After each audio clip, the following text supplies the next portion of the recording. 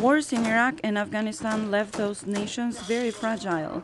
There was a meltdown after the Arab Spring and little will to intervene in Syria, according to the German Marshall Fund's Ivan Vejvoda. That meant that the fragility of Syria in particular, the meltdown, was not countered with measures by anyone from the Western Alliance. And so we had a worsening of the situation.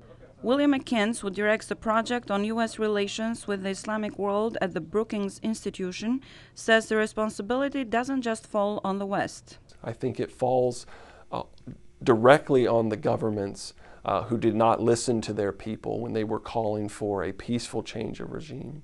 It falls next to the countries that neighbor it, particularly the wealthier countries. And then I think it falls to the international community to lead. He says a big part of the crisis is caused by the Islamic State and the Assad regime.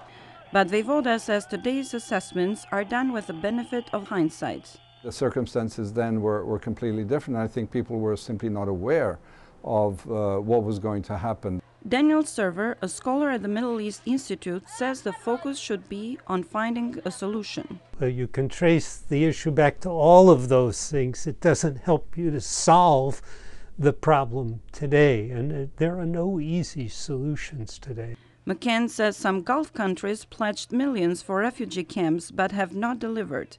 He and Server agree that more attention is needed on the communities the refugees are fleeing. McCann also addresses the concerns of infiltration by radical elements.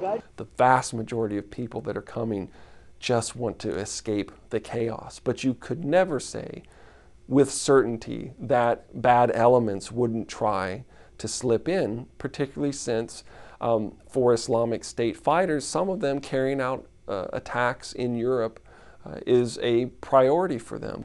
More than 470,000 people have arrived in Europe this year, nearly 40% of them from Syria, according to the International Organization for Migration.